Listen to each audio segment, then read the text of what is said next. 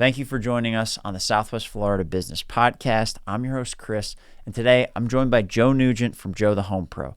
We dig into what it's looking like on Fort Myers Beach and Sanibel after the storm. We talk about how he runs the company and why he focuses so much on excellent customer service. So if you're a real estate agent or an insurance agency, you don't want to miss this episode. So without further ado, please enjoy this conversation with Joe Nugent from Joe the Home Pro.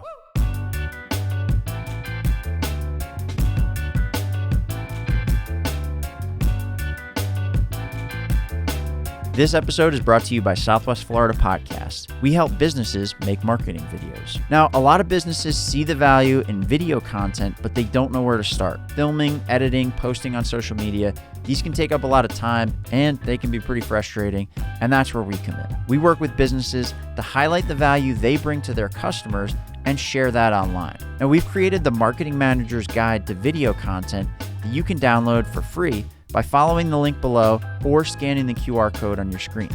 Now, enjoy the show. Dude, you want to roll into it? Yeah, I'm ready, man. Whenever you are, brother. Joe, let's do it.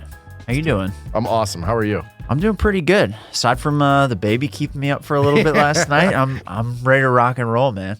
I remember those days. It's fine. It gets better. Yeah, no, it does. And now it's just a one-off thing now, which is nice. So, and then you have another one. And then we'll have another one, and I'll be right back here again and doing these interviews. Maybe you'll catch me the next time I have that. Be like, all right, so tell me about Joe the Home Pro. Well, I guess let's start there. Tell me about Joe the Home Pro, and then I want to dig into what you're seeing out there, especially after the hurricane. And I know that you're working with a bunch of different insurance agents and real estate agents and everything like that. So what's Joe the Home Pro, and then let's dive into it. Yeah, so Joe the Home Pro is a fully licensed, bonded, insured home inspection company. We also have a home watch division that I just sold 90% of. Actually, ironically, like 3 weeks before the hurricane. I'm like, you've got to be kidding me right now. So this poor guy, who's actually my lead inspector, I sold my company to him. And so this happens on September 1st, right? So people are still, away. Some of them are coming back. It's just like heck. I'm like, hey, listen, we'll get all this training and all this stuff figured out over the next few months. And so then like the hurricane happens. He's like, what do I do? I'm like, nothing. Just follow my lead. So it was that was nuts. But anyways, yeah. So we cover, our inspection company covers Marco to Punta Gorda, and we do everything, whether it's general inspections, insurance ones, mold, radon, all the good stuff, termite, all the fun stuff. I just bought a drone, so that's pretty fun. So we're gonna do drone stuff now. Nice. So I'm pretty pumped about. One of my new inspectors is a licensed drone pilot. So I was like, this is perfect. So I'm like, send me over some drone options. It's like 25 grand. I'm like, how about send me over the ones that are small business owner ones. He's like, oh, okay, here's like $1,200. I'm like, perfect, thank you. Yeah, I don't need to also be able to hang from this drone while it's flying. Yeah, like I can't live in the drone, okay? So like, can you just give me anyway. So yeah, so that's what we do. Drone. Airstream drone. Yeah, that's what you need. Well, okay, so what's been going on since the hurricane? Buddy, nothing great, let me tell you. I mean, it was bad, like bad. And the one thing I talk about to a lot of people is like, we are so lucky that Irma broke up on that back end. If Irma didn't break up that back end, like as it came across, landfall and as it kind of cut diagonally across the state, I'm telling you right now, we would still be underwater. Like we would still be picking up pieces from Irma, because that storm was like 4 times the size of Ian. Yeah. Ian just was like this little bitch that like kept just stalling out, going like 2 miles an hour all the way up the coast. So it just like, it wasn't big in terms of like the circumference of it, but it was big in terms of like the damage it did and the destruction. And then that's when all that surge happened. And it's been bad. I mean, just last week we were on Fort Myers Beach and Sanibel. We had inspections. So I was really nervous I haven't been on Fort Myers Beach. It's probably been like 6 weeks. So like we've been helping crews and trying to clear stuff. We've been doing that since the hurricane, but things have kind of dissipated a little bit in that regard. But now we're starting to see like, okay, things are gutted. They're stripped down to the studs, or people are rebuilding, or whatever the case is. So some real estate's starting to move there again. Okay. And it's interesting. So we were on the south end, across the street from the beach. Ironically, my aunt and uncle live in like the same little development. So we did a high-rise condo in the back, and it was on like the 9th or 10th floor, so it was fine. No issues there. The lobby got pretty messed up, as all of them really have that you see. But the other one we did was a villa, and it's a 3-story villa. But the main floor is where the garage is, and the garage took on 12 feet of water, completely submerged. So after that happened, there was allegedly state inspectors or township inspectors. Somebody came out there and they said everything's good, but no one can find the paperwork. There's no trail of paperwork that this ever happened. So like the township has no paperwork, the state doesn't have anything. And I'm going, what the hell's going on? Because if you have an electrical panel that was completely submerged in 12 feet of salt water, someone's going to have to explain to me how that's okay. So we do this inspection and the panel was not okay. And I go, we need to get an electrician out here. Like, you need to get somebody out here with some eyes on this that's an expert. The next night, I was at this event and I met a woman. Her and her husband own an electrical company. And so I'm telling her this story, and her eyes are like, they got as big as saucers the more and more I started telling her about this house. And she goes, that is unreal. I go, I can't believe this like happened. So what's happening right now on the beach is a lot. There's like multifaceted things, but let's start with one thing. First off, Fort Myers Beach is an absolute train wreck still. Like, they need help out there. Okay. Like, there are still there are homes that are like half knocked over, half standing. There's still debris everywhere. Most of the condos on the beach, some of them don't have power. Some of them don't have water still. Electrical grids are being rebuilt. Fort Myers Beach is really, really bad. And, I vacationed there as a kid. My grandparents had a condo right on the beach. And you go down like to Naples, you wouldn't even know that there was any event at all, right? I mean, you really don't know. You start driving up Fort Myers Beach and up that way, especially that back way on Bonita Beach Road, it's bad. There's only like 1 or 2 restaurants that are open even on Bonita Beach Road on the way there, right? Like Coconut Jack's, I think, just reopened. They had a wall that collapsed. Somehow they're back reopened again. On the beach, they're using like trailers and stuff on Fort Myers Beach. There's a couple of like trailers. Some of them are doing food trucks now. So from a reconstruction perspective, Fort Myers Beach has a long way to go. From a home perspective, like a home inspection perspective, there's no way I'd be buying any place on Fort Myers Beach, Sanibel, Captiva, Matlacha without doing mold and air quality testing. Yeah. I just had a realtor reach out to me yesterday, and she's like, my client wants to put a bid on this home, but they need to see if it's like structurally sound. I'm like, they need a structural engineer.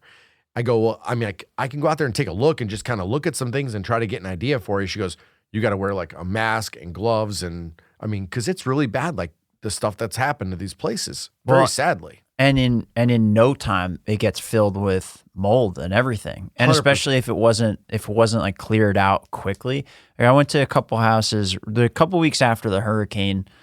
Nobody wants to do podcast interviews, so I had quite a bit of free time. And some of the houses that I ended up going to were just random people to like help gut and all that stuff. But some of them I went to would be a week or 10 days after the hurricane came through, and some of these were along the river, up in Fort Myers, and like they had just opened up the doors to the house the day before, and you can smell it. And I kind of hit that point around like 10, 11 days after the storm of like, I really personally can't go do this stuff anymore because I can start feeling like my lungs and my chest were getting like messed up. Yeah. And it's crazy how quickly that can happen. I didn't think it would be that fast, and you pull stuff down and there's like mold all behind this drywall and everything. Are you seeing stuff like that still, or is it almost more hidden now at this point because there's more time that's passed? Okay, so one of the problems that happened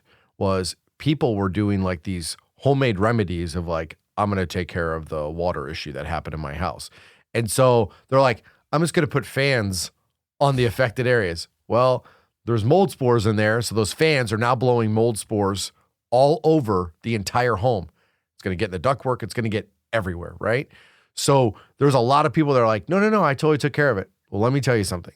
We're now, 5 months after the storm as of a few days ago, And I think in the next few months, you're going to start to see things manifest again from like people thought they took care of something. And now it's like, I still have like this musty odor. And it's like, open up a drawer somewhere and it's like, there's a giant black spot right there. Like that's mold. Like you didn't do the right thing. Like you have to like be cutting those affected areas out. You have to be having a professional come in and really remediate any potential hazard that you had a mold in there. It's really bad. Yeah. It's really bad. There's a lot of mold. I mean, the house we did on Sanibel last Friday, it hasn't had power or water in 5 months. So my inspector goes in there and I was like, dude, you got to go put a mask on. Like you got to protect yourself. I don't want you, I didn't want him in there, but there is visible mold all over this place. Right. And there's no power, there's no water. There's, so, you asked me like, what is going on in the storm? And I can take this like 1,000 different ways for like 10 hours because it's just, there are some areas that are so affected still. And one of the cool things about Southwest Florida is if you think about it, we're a very blue collar area, right? Everyone's like, oh, all the rich people. Okay, forget them, right? There's 10% of the people down here. Sure. All the rest are regular working people. And there's so many different trades down here. So like, if I'm like Home Depot or Lowe's, I'm going, how do I drop 5 million tons of materials in the middle of Fort Myers Beach? And in 8 months, the whole thing's going to be rebuilt because there's just that many tradespeople down here. And so I think that's all we got to do is like, we just got to figure out how do we clean up as fast as we can and clear whatever we need to clear. And then how do we get all these materials in? Because I think it's going to be rebuilt. Well, we know it's going to be rebuilt bigger and better than ever. And I think the next time this happens, Fort Myers Beach, Sanibel, Captiva, Matlacha, you're not going to see the destruction that we're seeing now or that we saw 5 months ago. Building codes will change. Homes are going to be built, much stronger and better. I know Fort Myers Beach already has a 12-foot above kind of like minimum height requirement. I think that's going to go to 15. It wouldn't surprise me, which is part of the reason why people are getting priced out. So people that had like stilt homes and they're like, well, I want to rebuild. And the township's going, okay, has to be a minimum of 12 feet. And they're like, well, I have to bring in all this dirt. I have to do this. And they can't afford it. So that's why they're selling. And that's why all these investors are buying up a lot of this property.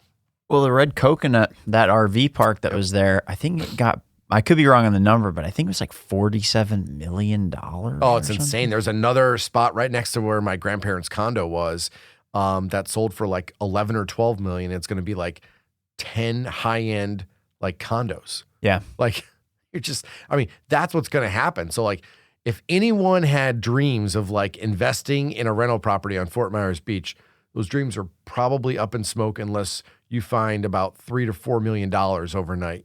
Because even right now, you can buy something there. It's going to be really high, but like in another 2 or 3 or 4 years, it's probably going to double in value because everything else is going to be built back up by then. That's true. Yeah. You just got to deal with whatever comes with owning it in the interim. 100%. Yeah. So for like, we're seeing stuff that is like, we're seeing issues from the storm still. We're seeing electrical panels that aren't good. We're definitely seeing some mold and air quality issues. Our environmental specialists that we utilize, like, they're doing a great job. They've been busier than all get out. So there's definitely some issues that are still out there. And I mean, I think that it's really important that as a full-time resident in Southwest Florida, we do not forget that there are still areas that need our help. I was just talking to somebody about this, literally texting about this 2 hours ago today. Really?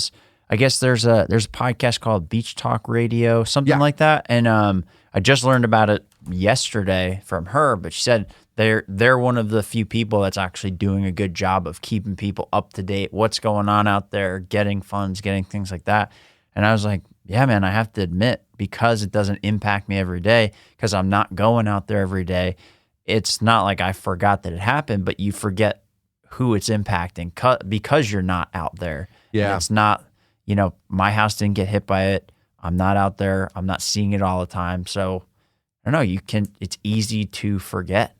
It is. And I think especially when you're like, you're living life like nothing ever happened, because you can, right? Because you're fortunate to, right? Like, and not you or me per se, but like just like down in Naples, right? I mean, like Fifth Avenue was flooded, but you wouldn't know that at all. Everything's back up and running.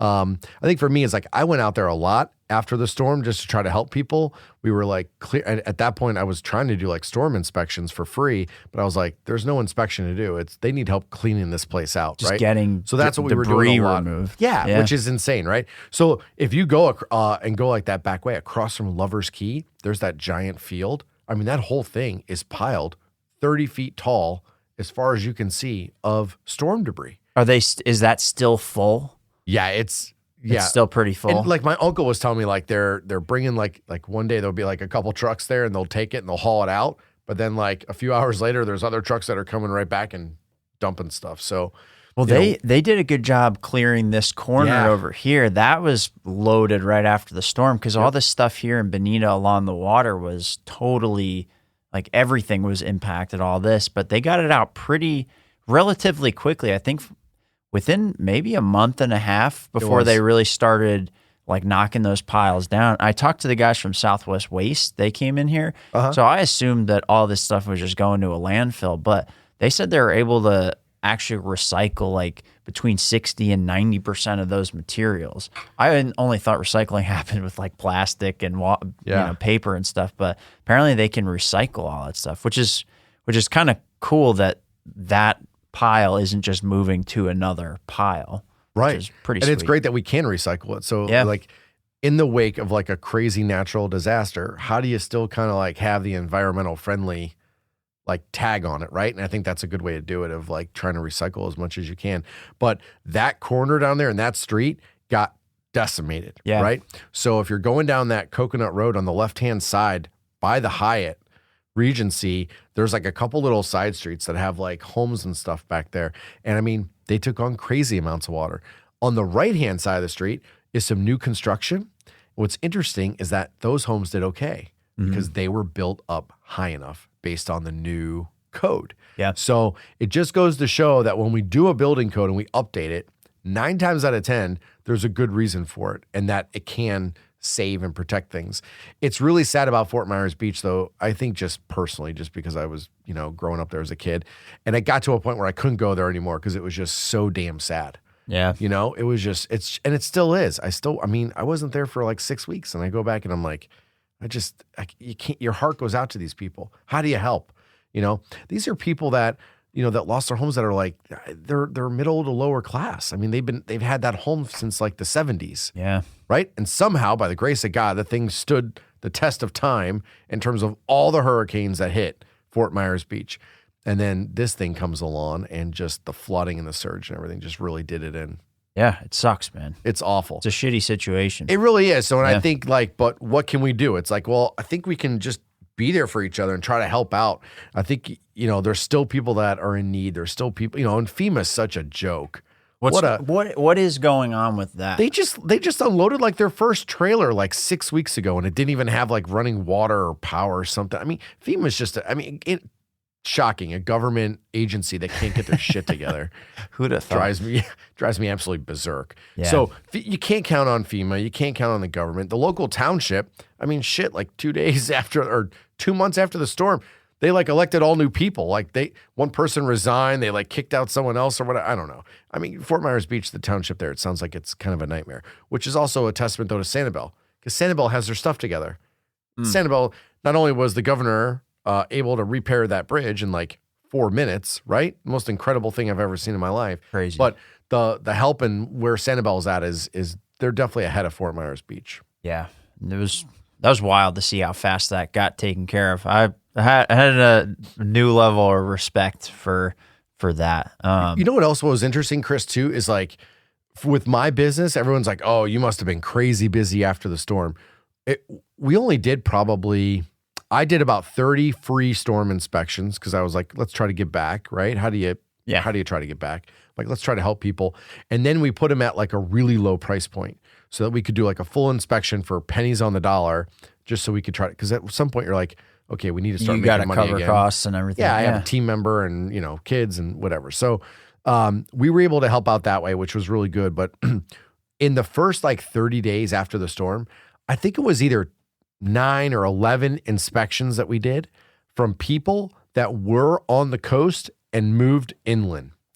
Like, think about that. 30 days after the storm, we do 9 or 11, whatever that number, it was right around that number, of people that already moved in. To me, that's like incredible.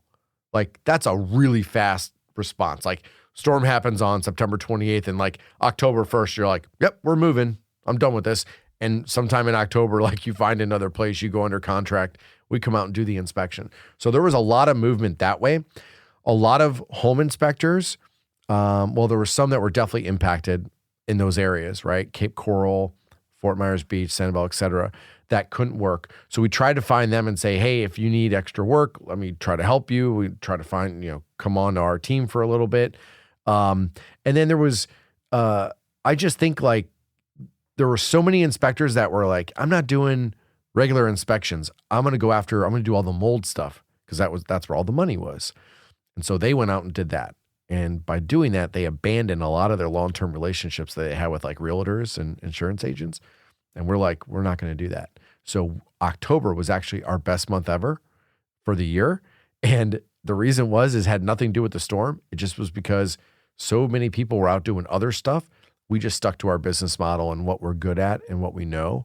And it worked out really well for us because we made a lot of new friends in the couple months after the storm. So, again, very respectfully speaking, there was some positive personally and professionally for us that came of the storm. So, and we were able to help people. And I think at the end of the day, that's all you want to do. Yeah. How do you help somebody? Is that where a lot of the business growth comes from for you, is from those relationships with like realtors and insurance companies and things like that? Realtors and insurance agents are our lifeblood. Okay. Right? So we make friends with as many of those as we possibly can, like as humanly possible. And I got to be honest, there's also a list of people we don't work with because, not every realtor is created equal, right? What's the joke in like Southwest Florida? You're in a room with 100 people, 93 of them are realtors, right? It's like, oh yeah, I sold a home like 3 years ago. It's fine. I'm still a realtor. My license is active. Yeah. So we have tend to latched on with kind of like the best. Like we try to because we try to put our company in like this upper echelon. And so we want to make sure that we're working with the upper echelon of realtors. And we do that. And we've been really, really fortunate. And the same thing with insurance agents. There's a lot of not great insurance agents and, there's a lot of amazing ones. And so we just find the amazing ones and we hang on tight to them and do what we can for them. Yeah. So if you were to talk to like a homeowner that was working with like a realtor, let's just take realtor, for example. Mm-hmm. And wherever you come into play for that particular realtor's process, like whatever stage in the deal cycle that they prefer to have you come in and do the inspection.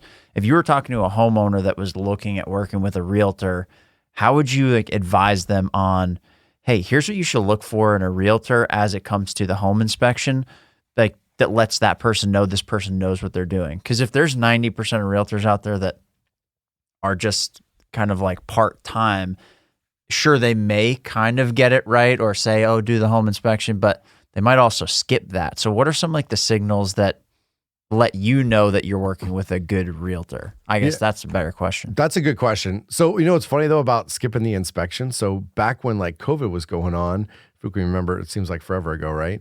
But there was like the housing market blew up. Yeah. And so there was a lot of realtors that were advising their clients, you need to forego the inspection, waive that as your clause, and then that's going to help strengthen your deal.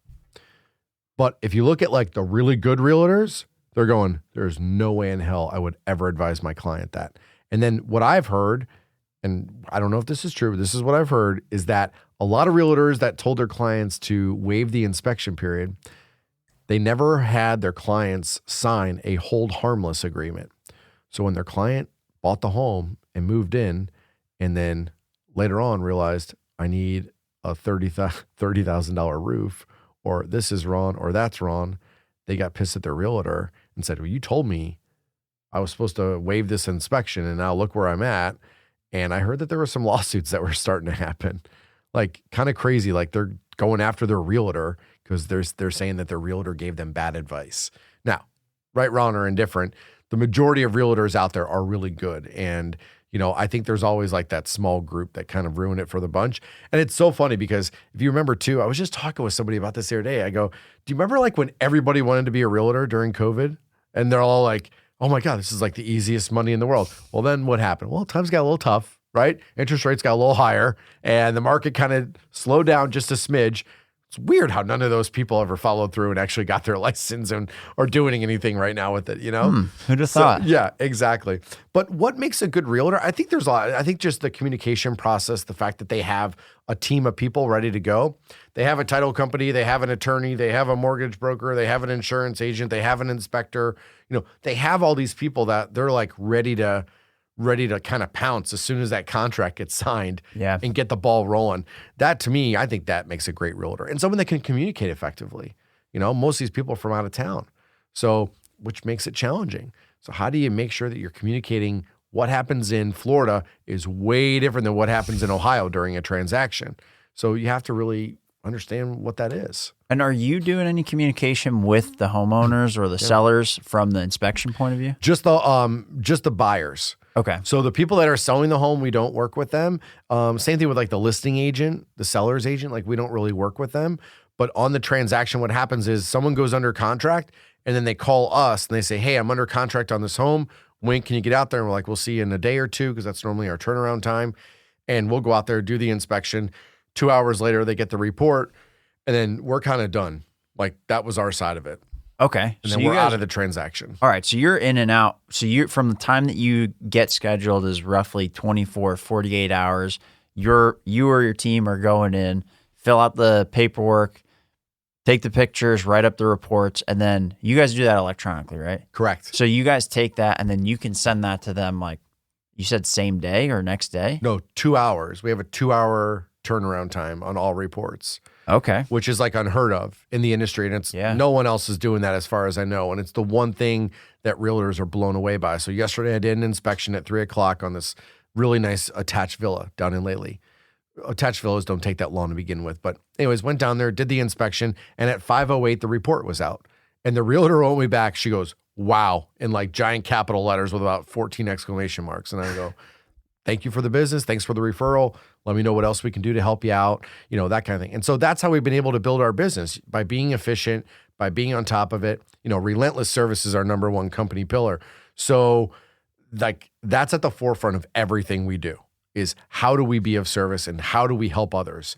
And I think that servant attitude, that is what has propelled us. And that's what has given us a little bit of the success that we've seen thus far. But it's just been awesome. The amount of friends. I had a realtor the other day. She goes, you are working with like all my friends. Everyone's using you now. I'm like, well, not everyone, because we still have some holes in our schedule. So, you know, but it's also the nice thing about when you have multiple inspectors, you can get out there fast. And I have 2 guys that work for me that are like, we'll work 7 days a week. When do you need us? Like, because I'm like that. That's cool. Now, they don't have to be like that, right? But they know that I'm like a maniac. I mean, 2 years ago on Thanksgiving, I did an inspection after I dropped my kids back off, right? It's like 4:00 in the afternoon. And I was like, thanks, gobble, gobble, love you. Hope you enjoyed Turkey Day. Dad's going to go to work. And I drove up to Fort Myers. I did an inspection just because I'm an absolute freak like that. I'm like, where's the business? When is it? But it's doing the things that other people aren't willing to do or don't know how to do. And that's what makes you successful. That's the most won't, I will attitude. And so we have adopted that motto from my mentor group. We've adopted that motto throughout our team. My admin assistant is relentless with what she does. My lead inspector, my other inspector, myself, and we're looking to add to our team and grow. But we're only going to do it with these people that really understand what does it mean to deliver relentless service. I don't understand Southwest Florida. Why is it so hard? Like when someone requests something, like you see it on Facebook all the time. They're like, oh, I need a good this. I need a good electrician. I need a good plumber. I need a good AC person. I need a good whatever. And then like, I do laugh about this. Like, but I need to make sure they're affordable. Well, it's like, you can't have it both. Like, do you want good or do you want affordable? Like, I don't know if you're going to get both, right? But that's the thing. And so we just try to figure out a way to like, how do you capture lightning in a bottle? And how do you sit there and grow and scale your company and you don't lose the service component? There's like 10 I can think of off the top of my head that have gotten gigantic in what they do, and their service is horrendous. Well, 2 things. So why do you think this way in terms of having that be one of the core like pillars of the business? Why is that relentless service part of it? And then as you grow, what do you do to make sure that that stays a part of it? Good questions. I think part of it's being from Ohio. I Okay. think you have like some Midwest values and you have good work ethic. That I'm lucky that I had good parents that instilled a work ethic in me. I also know that like as a business owner, like there's no guaranteed paycheck. So I have to put in the work, right? Yep. Like when I was working at the hotel, making crazy good money and having good benefits and everything, that was nice. I could rest on that for a little bit. But I think that for me, relentless service is just something because we don't see it down here. We don't get it. And so like any entrepreneur, you have to fix the problem. Well, the problem I see is good service. It's not there. So I'm going to try to fix that problem. And that's like where we can kind of come into play with it. But for me, it's like, I don't know, man. I think you can grow and scale with the right people. Like people ask me all the time, how did you hire? Because you have 3 all-stars on your team. I go, I'm well aware. Like, I know. And honestly, all of them came from networking. So Demarius, my lead inspector, was in my mentor group. And that's how Sean kind of pushed him down to me and said, hey, go down and talk to Joe. I think this would be a really good opportunity for you. He came down, we vibed. I mean, all that kind of stuff, right? Signed on, and he's been with me for over a year. Molly, my admin, her and I were like knew each other a little bit and like we're Facebook friends, right? And then I post something out on Facebook like, hey, I'm looking for this admin assistant, work from home, flex schedule, blah, blah, blah. She's like, I'm so interested. I go and meet her at Seat to Table and I was like, you're perfect. Like this is everything that we need. Like you can do this and she can grow with the company. Single mom, 2 kids, like able to help change her life, right? Giving her more money than she's ever seen. And she's able to stay home with her kids more, which is unreal. Like that's great. And then Tyler was a paramedic and did some other stuff. And he was thinking about becoming an inspector. So his now future father-in-law turned him on to me. And he goes, hey, can Tyler come and shadow you? He's thinking about the inspection world. I'm like, yeah, sure. Comes in, shadows me. He's like, this is awesome. Goes and gets all his schooling done and then ended up working for another company. Great. That's fine. I wasn't ready to pull the trigger, right? I had like this really had this bad limiting mindset belief. So I wasn't ready to pull the trigger on Tyler. So I lost him. Then all of a sudden, a few months ago, he reaches out to me. He goes, hey, things aren't going so great where I'm at. I'm just not as happy. Can I just sit down and talk to you? I'm like, yeah, buddy, whatever you need. Like, whether you come work for me or not, can I help you in any way? Like, let me just do that. He comes on and I mean, he's making 2 to 3 times what he was making at the other place. So he's really happy. So I've been able to find these awesome people, been able to compensate them well. Do you know Albert from Nusana? Yeah. And Sabrina, right? They're amazing humans. Yeah. So I signed on with Nusana. The company pays for that. So all my team members have health and wellness care that they need. I just signed on with Christina and Vicky with Modern Woodmen of America. They have what's called an executive bonus plan. That is a discretionary piece that I can give my team every year. And like, let's just say it's $1,000. It's almost like a life insurance plan where it compounds interest and grows and that kind of thing. But in like 20 years, they might have like 75 grand in this account. But let's say like 5 years from now, life happens and they're like, man, I need like 5 grand. They can pull the money out of that account tax-free. So I need to go buy a new car. I need to do this. I have a down payment here, whatever it is, they can do that. So I am trying to, as a small business owner, figure out ways creatively to take care of my team members. Yeah. I work for a guy that always said, if you take care of your team members, they're going to take care of your clients. And I couldn't agree more with that. Where'd you learn that from? My hospitality days. Okay. Being in the hotel. Because I work for so many bad people. Like the hospitality industry is riddled with crappy people. But I had a couple really, really rock star, all-star people that I work for. Isn't that crazy how like somebody who's really good that you work for can literally change like the trajectory of your life? 1,000%. But I also look back on that time too, and I'm like, God, I want to send all those horrible people, I want to send them a thank you note because they showed me the way of how I never want to be in my life. Like, it's unreal. And I think at 22, 23, 24 years old at the time, I didn't really realize like the lesson it was going to teach me.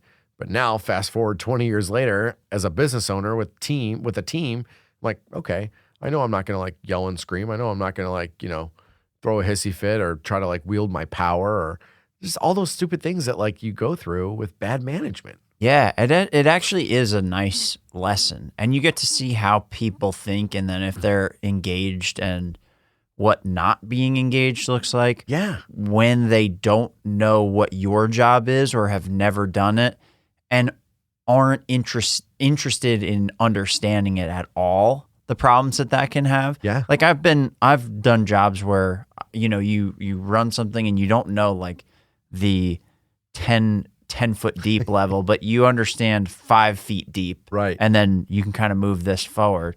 But like I've had bosses where they don't know anything that's going on. And I've seen it literally like destroy either an entire company or destroy a branch that you're at or destroy like an area. I've seen it happen at multiple companies. And it's interesting once you see it. And then when you have a business and you see it from the other side, you're like, this is how this happens. Yeah. It's fascinating. And it's crazy that it's much easier to happen than you think. 100%. And it's also kind of scary to think that it's so easy to go down that road, right? But I think so many, I look back and I know there's a giant argument to be made about this next statement I'm going to say, but I think empathy is like the number one trait that a leader needs to have. Why? Because I think when you're empathetic to a situation, it humbles you, and 2, it makes you a better leader because you can put yourself in their shoes. Like you're empathetic. Like if my admin assistant called me one day and she goes, hey, one of my kids is like really sick and I was up I was like, Molly, no problem. Do what you need to do. Like, don't answer your emails. Don't worry about the phone. Take care of your kid. She goes, really? I go, yeah. And I go, make sure you clock in and clock out like you normally would. I'm like, but if you need to go to the doctor, if I can do something on my end to help, let me know. She goes, wow, that like she was like ready to like break down in tears. And I'm going, this is like such an easy thing. She has a sick kid. Yeah. Like really? Like my home inspection business is more important than a sick kid. Listen, I mean, I like to think we're doing God's work, but I mean, a sick kid's going to be, they're going to trump that. And I have 2 kids. So what does that say about me as a father if I'm like, no, I'm not going to let you do this, or I'm going to like come down on you, or you got to take this day unpaid, or like, why? Like, have some empathy and just, but there's tons of times I think that leaders are faced with situations. And I think if they were a little more empathetic, I think that their team, because let's be, I'm like, my girlfriend, Melissa, talks about this all the time. She goes, people don't leave jobs. They leave managers. She goes, they don't leave companies. They don't leave jobs. They just leave bad managers. And I think that's so true. And I know I've left bad managers before, and I'm sure you've been in situations too. And it's confusing. It's confusing when you're in that spot, and it sucks because you get mixed messages too. Like I've been in spots where I was not engaged anymore, didn't care anymore, and let my sales go, all that stuff.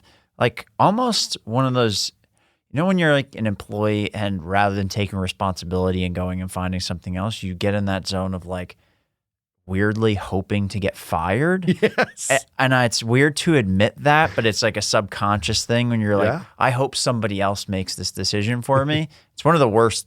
I highly advise against it for anybody listening. If you're new in your career, don't do that. But I've been there before, and it was weird because you'd be underperforming, get like a bonus or something, or like something contradictory, and you get these weird signals that are mixed messages, and it almost feels worse. Like in that case, I felt guilty to get a bonus when I knew I wasn't doing what I needed to be done, versus other times where when things were moving the right direction, maybe I would miss out on a deal, or I'd lose a sale, or whatever it might be, but you're in the game. You feel like everybody else is in the game with you, heading the same direction. You might get like a worse outcome and feel better and more fulfilled than if you're working with somebody who's a bad leader and you get a better outcome. You might feel more lost and like kind of gross about it. Right. Does that make sense? No, 100%. Because like, it's funny as you're saying that, I'm going, there's probably a few people I should send like an apology card to. Like, I'm sorry I suck so bad as an employee. You know what I mean? Like, I'm really sorry I busted your chops about this or the other thing, or like I acted like this or whatever. But then I also think like conversely, man, it'd be great if there were some of these leaders that I had that were like, I'm sorry I was such an asshole to you. Like, you know what I mean? Like, especially like the ones that like used to hold my job over my head every day. Really? Yeah. Like I was in sales at a hotel, like one of my first hotels. And it was like, you come back from sales calls, like, oh, what'd you sell? It's like, nothing. like I build a relationship with someone. Like they don't need any hotel rooms tonight. I'm really sorry to like burst your bubble. And P.S. your hotel sucks. This is really tough to sell. We're 3 months out from Valentine's Day. You didn't sell anything for Valentine's I know. It's like unbelievable. The second hotel I worked at, by the way, I was there for 6 months as their corporate sales manager. And like the owners got in like a fight with like the city or whatever, and they closed the hotel. I go, I haven't even been here long enough to screw this place up. How can we be closing already? Like just crazy stuff my hospitality career was insane. Sometimes, it was insane. Sometimes you got to fight the state or the county. I know, right? I guess so. But yeah, I mean, but there's those times I'm just like, I look at, going back to like the leadership thing to me, and I've gone through so many different programs and I've been in leadership roles since I was like in high school. And I think it's just something that I'm drawn to. And like, I knew that I was meant for something bigger at some point in my life. And I knew like, okay, like I think I was like 26, 27 years old. I was working at this awesome all-suite hotel in Cincinnati. And I remember I met one of the owners, and I like just instantly kind of gravitated to this guy. And David was like, he's like this young guy, and he was like owning all these hotels. I used to call him King Midas because everything he touched turned to gold. And all the years I've known him, there's only one deal that went bad on him, and everything else like turned out to be just unreal. And so I was like, just tell me what you did. How'd you get to where you are? And David taught me everything there is to know about hotel development. And so I'm like 27 years old, and I was helping him out with like pro formas and feasibility studies and all these I'm learning about tap fees, and I'm learning about all these things. I went to a conference and I saw an entire deal between two guys get done on a cocktail napkin. And I'm like, this is the coolest shit ever. Like I went in. I don't know what this is, but this is like what I'm meant to be doing. And I think that kind of started that entrepreneurial spirit about me. And then, it took a little bit longer to get going, but we finally got it going. So it's fine. 8 years this month, my company's been up and running. So yeah, it took a while from that 27 to 8 years ago. So congrats on 8 years. Yeah. Man. Well, somebody lost the bet on whoever took the under on that. He's going to die before he gets that business going. Well, you either made or lost somebody a lot of money. So, or both. Both. A little bit of both, probably. I had a boss like that. Her name was April, and she was at Flight Docs when I was there. And I actually got a chance to go from like doing some real basic marketing stuff and helping with this kind of paperwork process to, hey, we kind of want to take the company to the next level so we can sell it. And she had experience running all these corporate banks, consulting with people. Like I think she was like one of the leadership team at Fannie Mae or Freddie Mac or something like one of these big places, and just got to see like a full-blown corporate mindset applied to a growing business. And it was crazy because the time that she was there, the business grew like 33% year over year. But I got to, for like 8 months, help her put all these plans in place of like, all right, here's what we need to do to get all these technology security certifications. Like these are the 12 people that are involved. These are the vendors that we need to do. Here's what they need to do. Here's the time that they need to do it by. Here's all the integrations that we need to build with our Salesforce finance team. Like all these in-depth API integrations that need to get done. Who's going to do them? Who's going to be the team to like make those transfers? How does that look when it rolls out to the sales team, customer service, all these different things? So I got to see the back end of how you build an infrastructure and how all these systems can kind of tie into each other and how they like play together, and how it's also interesting to see it because I now know all the things that don't work and aren't harmonious. And from a sales perspective, when you go to sell things, a lot of times what you do when you're a younger salesperson is go and say, well, they said they don't have anything wrong, so like I didn't know. And now I know better that everybody's got a pain somewhere, right? And it's just about like, okay, can I find that? And is what I do applicable to that? It's not to be like, oh, I got to find pain and then be like, yeah, there you go. Like you're like a total asshole or something like that. But it's like people are trying to solve these problems they want to bash their head through the wall, because I know I did. I know that she did when she was trying to get this done. So like, how do I dig in and find that? And now that I'm saying this out loud, that's actually probably where I learned the biggest majority of how like departments and people talk to each other. And so when I go to talk to different, I don't know, sales opportunities, I kind of understand how like departments talk to each other, how they communicate, and where the gaps fall off. Like in yours, you solved it with the paper processes, right? Like we do this, we do it electronically, we have it done, and then we send it out within 2 hours. Like you identified that gap in all of these people's processes where this stuff breaks down. And that's like a huge value add that you found that, one, lets you grow faster because you spend less time. Yeah. And two, it's that customer service piece because they know that if they work with you, they're going to get that report in 2 hours.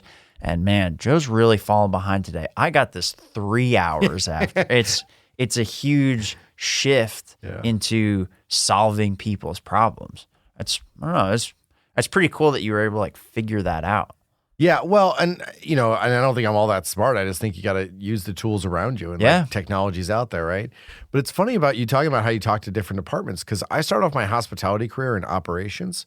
I lasted like 8 months. I was the worst operator. I probably should have fired myself multiple times, right? Like, I'm just not an ops guy. That's just not who I am, right? So I knew that I'm like, I need to be in sales or something on like the other side of this. But I look back on that time, and I like, thank God that I had that, because it made me so much better. So then when I became a director, and anyone that I would hire, they were required to have operations experience. And if they didn't, I would have them go and spend an entire week or 2 weeks into the operations field and be like, you can learn, you're going to work the front desk. You're going to check people in. You're going to go work food and beverage. You're going to go do housekeeping, whatever it is. So they could understand like that, what you're selling, how is this team going to take it? Like, how are they going to handle it? And so what's the old thing? It's like where a salesperson just promises the world, but then the operations team can't deliver on it. So no, you need to make sure that what you're selling, they can handle, and they can do it really, really well. And you need that's a great lesson that you learn, though. 100%. And I also think too, by the way, kudos to April, you said? Yeah. Kudos to April, because how often have we come across somebody in our lives that was above us in a management type role, and they never shared their knowledge with us about anything? And not even with us, just anyone. They kept it all to themselves because they were worried that if they shared that they were then going to be expendable and they were going to get fired. The fact that she sat down with you and showed you that entire process, that's unreal. And so what are you going to do? Just because I know you well enough, I know what you're going to do. You're going to do the same thing with your company and with everything that you do. Anyone that's underneath you in any way, shape, or form, you're like, hey, I want to show you this. I want to teach you this. And I think today's day and age, you have a business owner as a business owner, and if they have anyone that shows any interest at all in what they do, how they do it, moving up, not being stagnant, you want to harness that and take control, because we just don't see that much anymore. No, and so that piece is, I think, a big factor of why in all these different industries you see so many gaps, right? So I know from aviation that it's been a huge talk for the past 10, 15 years. There's a technician shortage, there's pilot shortage, all these things. I think two things play into that. One, this huge push to make sure people go to college and all this stuff. I went, I'm glad I went, I'm glad I got the paper. I almost dropped out. My dad was like, for the love of God, just go get the paper. I was like, all right. So that allowed me to work at Enterprise, meet my wife. That's all good. Glad I did it in hindsight. But the other flip side of that too is I think that in a lot of these industries, it came from a time before where a lot of these stemmed, I think, from World War II, of the times after that. Aviation boomed, construction boomed, all of these things kind of boomed, and that was the mindset, is like, you got to work your way up. But it was very much like you can see what was going on, everything like that. And I think for the past 20, 25, 30 years, there's been a protection of the expertise. And it's been maybe the past 10 years where people are realizing, like, we can't do that. Like, we got to get this knowledge out there, because in aviation, there's a huge gap between where most people are and where the next generation of people are coming in. Yeah. Everyone's wondering how we're going to fill it. But the average A&P maintenance technician is 61 in the U.S.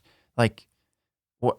They're not like up to date on the computer stuff. A lot of them are now catching up with that. But you have all these things that we do it our way. This is how we do it, and we're not worried about it. And then young people go in. It's like, all right, I know everything else is done digitally in all these other industries, and I can either go here, I can work on a plane for 3 hours and spend 4 hours doing paperwork, or I can go into HVAC or so like some other thing, maybe make the same or more money, and I'm not doing 4 hours worth of paperwork because like somebody wants it to be that way, and that's how we do it, and there's no other way.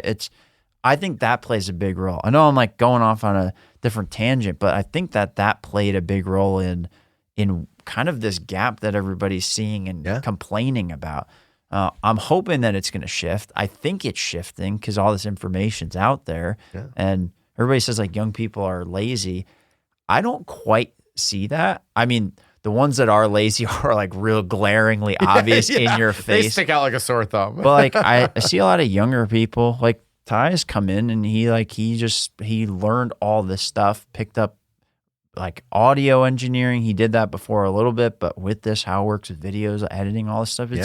I think that the thirst for knowledge is there, but like we got to show people how to do it. We have to have educators. Yeah. And as a leader, you need to be an educator. Yeah. And two things that just came to mind as you're talking is I couldn't agree with you more on this stuff is like the 7 scariest words and the biggest, scariest phrase for me is that's the way we've always done it. It's like, oh, dear God, like, please tell me we did not just say that from 1959, right?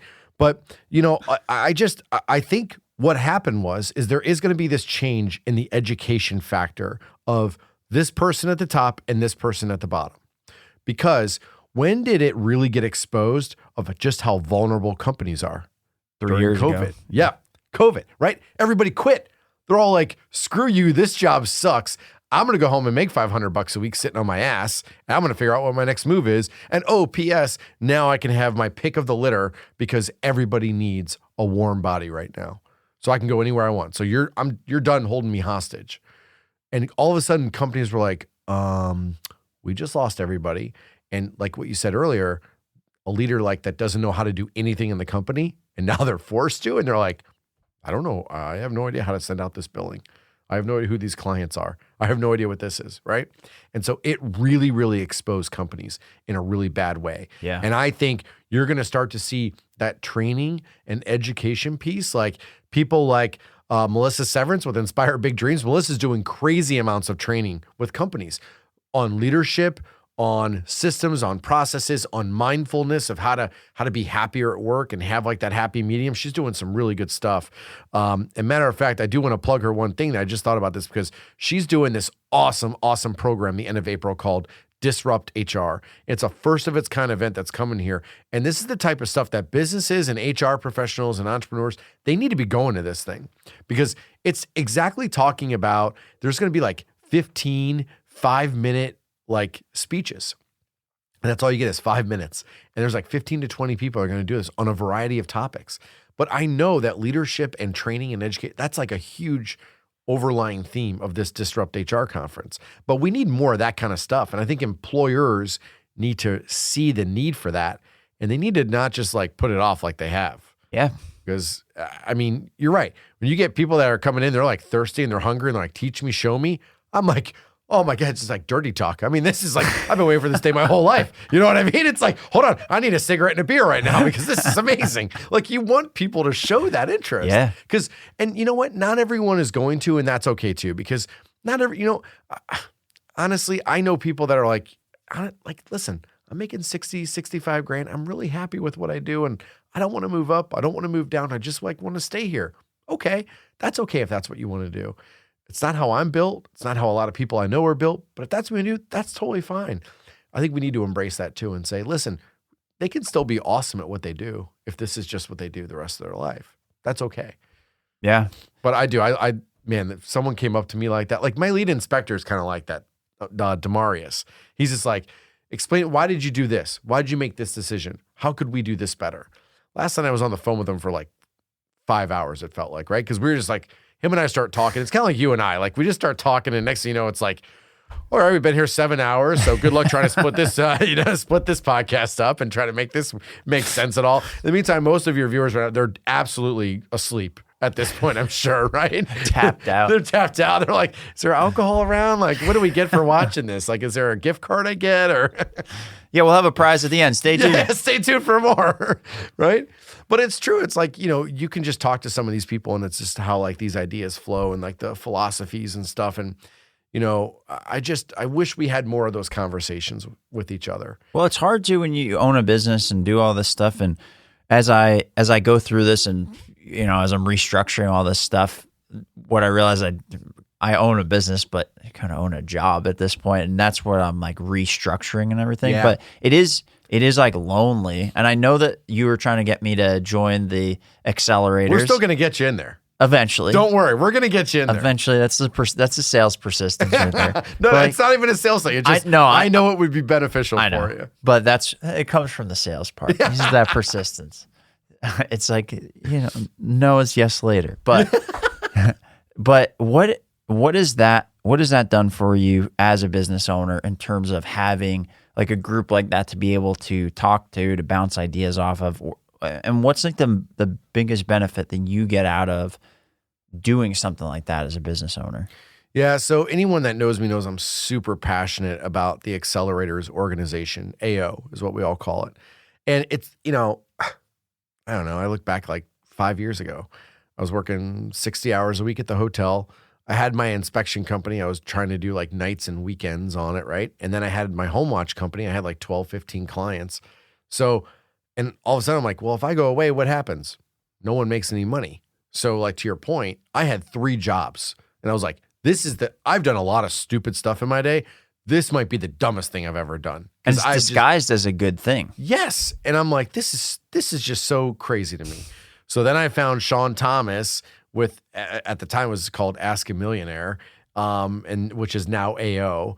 And I started following Sean on what was at first Periscope, which is way back in the day. No one even remembers what Periscope is really. But anyways, and then he moved over to Instagram, so I started following on Instagram.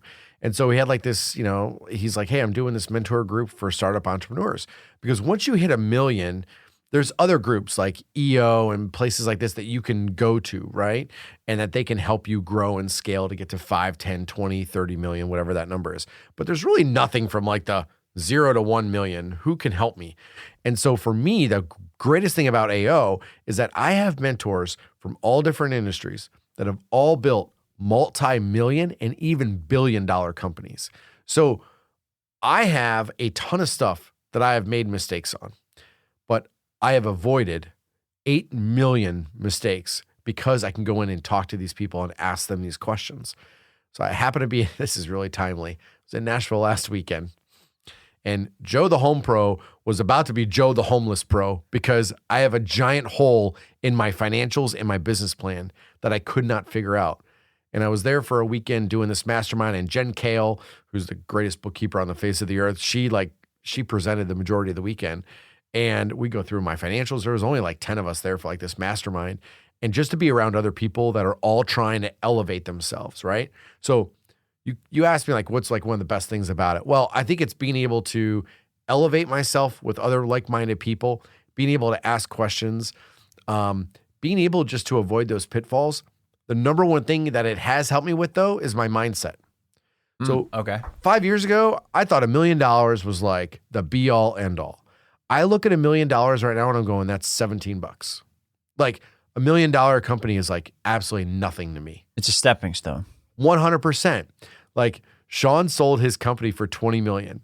So I always joke that I'm going to get Joe the Home Pro and we're going to sell it for $20 million and $1. I want to sell for $1 more than he did, right? But for me, it's about just growing that mindset, like thinking, okay, I'm going to bring on a team member. How do I pay them? And I remember Sean just going, Joe, it's going to work out. It's going to be fine. You're going to keep growing sales. Sure enough, I was able to make money. Demarius was able to make a bunch of money. He like 2.5, he like 2x'd his salary from when he was working at Walgreens, right? And then I was like, okay, I'm going to keep growing and scaling. So I brought on an admin at $17 an hour, right? Which is more than what most admins make, but I knew that she was worth it. How am I going to pay this money every month? I figured it out. Then I brought on another inspector. All right, how am I going to keep this guy busy? We're keeping him busy. And now I talked to my buddy last night. He's going to probably come join the team in, 3 or 4 months after he goes through all his schooling and everything. So do you feel like the mindset piece is that now it's shifted away from like trying to coast in that employee kind of, somebody else is going to take care of me versus now that I'm doing this, I have to find a solution, and you end up orienting your mind to actually finding solutions? Yeah. And I think I've always been solutions based. That's just like how I was in the hospitality industry. But like, when I first started this company 8 years ago, I was like, this is great. I'm going to make like $150,000 a year. I can figure out how to do that. And I'm just going to do this for like the next 30 years of my life. Well, that was like a really idiot way of thinking, right? I'm like, this is dumb, because now I have more time freedom, right? So I can like take trips I've never taken before. Like I just took my first vacation in 11 years in high season. Like I was in Napa for like 4 days. And I'm like, I've never been able to do this before, especially in high season, right? So like that was like really cool. So I have some time freedom. I don't have the financial freedom yet, but I know that's going to be coming. And so I just think like the mindset thing, most entrepreneurs fail because they have a bad mindset, and they don't have anyone around them that they can talk to. They feel like they're an island. They feel like I'm the only one that's going through this right now. Well, I have 250 people in AO that will tell you different, because they're all going through, the same thing or similar things. Well, and when you're doing it too, one of the things that I ran into, it wasn't until about a month ago, was I didn't want to share any of the things that weren't going right, because one, there's a few different factors, personal stuff, but also just from like even being in Grow, like going into a room with other people running a business and being like, hey, I actually don't have my shit figured out. Yeah. I need help here, and here. And rather than being willing to do that, trying to like, I've got it all under control, and then you miss out on all this expertise that's out there of people who are actually willing to help you. And I think that extended my ability to find success with this at least by a year, for sure, maybe longer, but it's something that I changed. And in the past month, I've had more useful conversations where people have helped me, given me real guidance, avoided me from real pitfalls than I've had in the past year of talking to people, just because I was willing to be honest. And you got to be careful with that, because I don't do that with everybody, because you don't want to go talk to somebody that's like, man, this guy's kind of like sleazy, but let me tell him what my problems are. Like, no, use your judgment kind of thing. But I've been able to trust a lot of those people in there in the past month, and it's just amazing, like the change that's happened just by being willing to do that and get real feedback from people who are going through it and who can actually give you, like, I'm not looking for advice. I'm just looking for, I guess, kind of advice, but guidance. Yeah. So you definitely should not join AO, because that would definitely not help you at all. Well, that's great. It's settled in. No, thank you, everybody. Have a good. No, but right. So like, exactly though, like you have people that you can talk to, and that's what, like, again, this isn't like an AO commercial, but that's what it's been for me. Like Sean went from a mentor to a coach to now he's one of my best friends. Like it's so cool to see our relationship evolve over the last 5 or 6 years. Every Friday we do a thing called Flex Friday, and everyone participates in it. And we go on our Facebook group and we just write Flex Friday. Here's how my week was. You know how many times I've written, this was the worst week of my life? Like, I lost money here, lost this client, this blew up, had a fight over here, whatever it was. Something's wrong with my kids. Like, you just talk about it, right? So it's okay. I think what I'm trying to say is, and I want people to know, is that it's okay to be vulnerable. It's okay to share the bad that happens in your life, just as much as it's okay to celebrate the good that happens. And I think too often we're, especially like in social media, like when it's outward to the public, you're like, well, I got to make sure I put on this facade, everything's fine, and it's all roses and rainbows and unicorns, right? I get more comments from people when I share something that's real, that like, hey, this happened to me, right? Like when I got hospitalized, a year and a half ago and went through a really bad breakup. And I share that stuff not because it's like, I want everyone to feel sorry for me. I don't. But if that can help somebody, or someone can see like, wow, that's really vulnerable, like, and they're still able to do this, this, and this, like, okay, maybe I can get through this. I want to help people. I want to inspire people. I want them to know that like they're not alone. And we all go through the ups and downs, whether it's business, whether it's personal.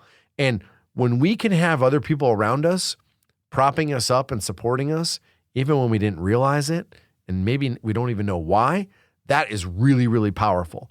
So for me, having AO and having some of my best friends that came from that group, like, and then having people here around Southwest Florida that I've been able to introduce to AO and having them in there and seeing like your friends succeed, there is nothing better than seeing one of your friends that just is crushing life. Yeah. Right? That's just doing so awesome. Because I want to see everybody win, you know? And there's a couple people maybe I don't want to see win as well. Maybe not as much, but the majority of people especially trying to let that go. I know. Go to your happy place, Joe. Go to your happy place. But it's true. Like, I just want to see everybody win. And so AO has been a catalyst for that. And then a really cool byproduct is now people see me as like this leader within AO, even though I'm not at mentor status yet because I haven't hit my million, but like they see me as someone like that they can confide in and talk to and I can help. And then that's also translated into just down here in Southwest Florida, the number of people that since I've been involved with like your podcast or with Real Producers or Grow or whatever that is, and I'm able to get like these speaking engagements and talk to people and being like with JD and Biz Kids and the Years Foundation and sitting on the board at Southwest Florida Inc. I am like so lucky. I have these amazing, amazing organizations all around me of all different types of people and all different groups. And I'm able to help people all day long. Like, there is nothing cooler in the world than being able just to help somebody. Even if there's no benefit to me.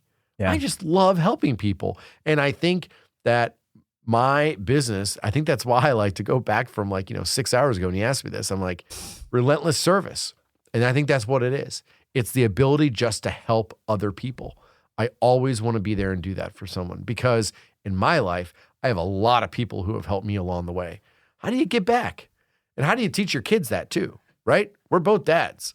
We don't want our kids growing up to be jerks. No. It's like, I want you to have a great life. I want to give you experiences that you could only dream of, but you're going to work for it and you're going to be thankful and you're going to be gracious and you're going to give back to other people. And I think the only way to do it is to actually do it because I got to... That's a fair point. Yeah, because you look at your parents as you grow up and all that stuff, or at least I looked at my parents as I grew up and you respect it, and I think you have to live it because there's so many times where you hate your parents growing up because they're just, I don't know, enforcing reasonable rules that now are reasonable. At the time were unreasonable rules. Like I can't go to New York City by myself or with my friends at 15. Yeah. You guys are guys are helicopter parents. Like, all right, well, they're trying to have me not get stabbed. So I don't understand. There's that. Yeah. But like being able to live that because then you can see through all those times where you think superficially and why you wouldn't do it. And then when you get older and you're in that spot,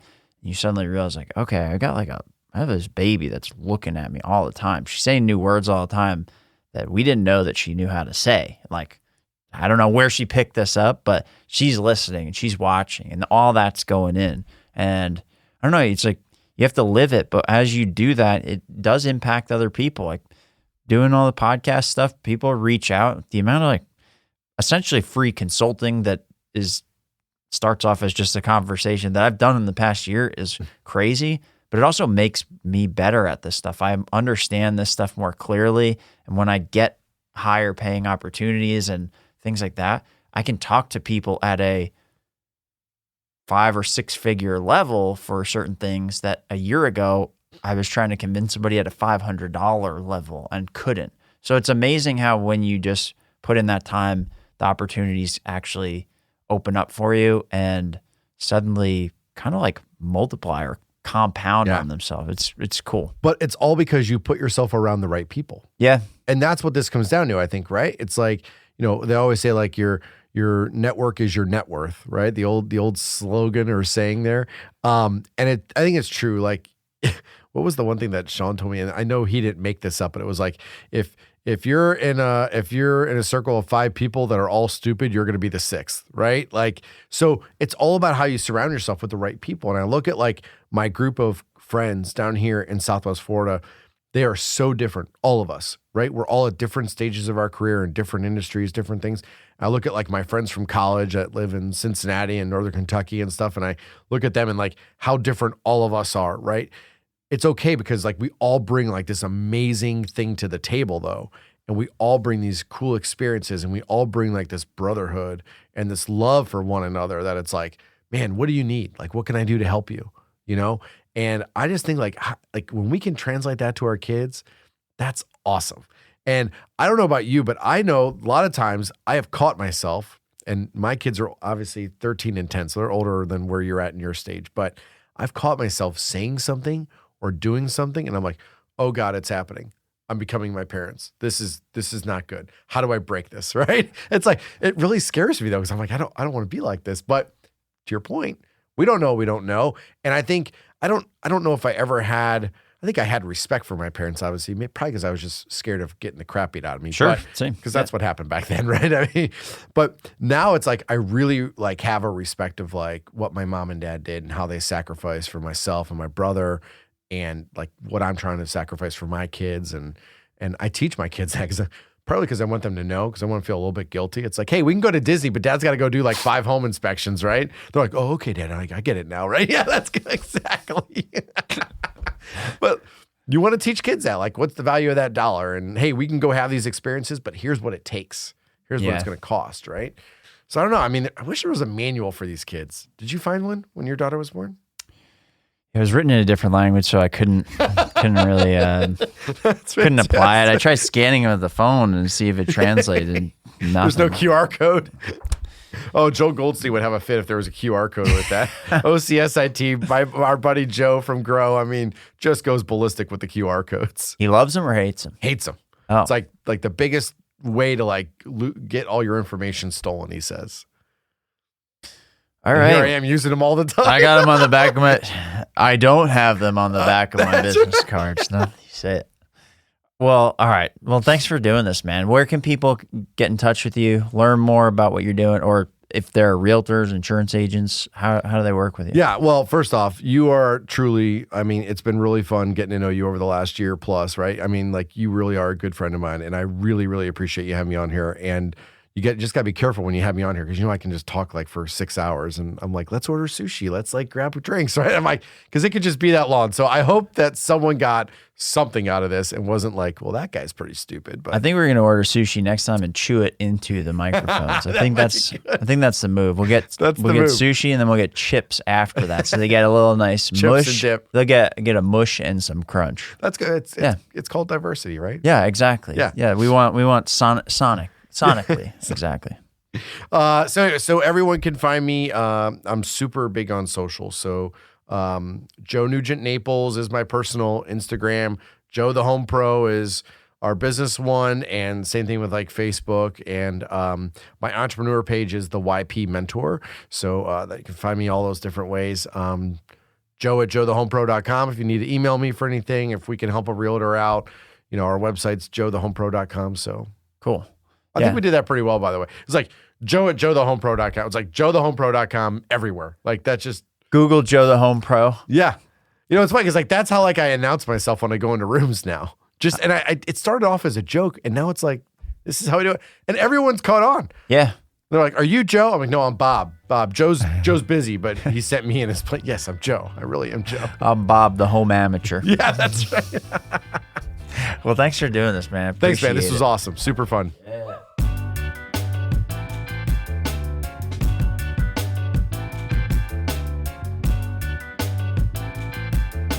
This episode is brought to you by SWFL Podcast. We help businesses make marketing videos. Now, a lot of businesses see the value in video content, but they don't know where to start. Filming, editing, posting on social media, these can take up a lot of time, and they can be pretty frustrating, and that's where we come in. We work with businesses to highlight the value they bring to their customers and share that online. Now, we've created the Marketing Manager's Guide to Video Content that you can download for free by following the link below or scanning the QR code on your screen.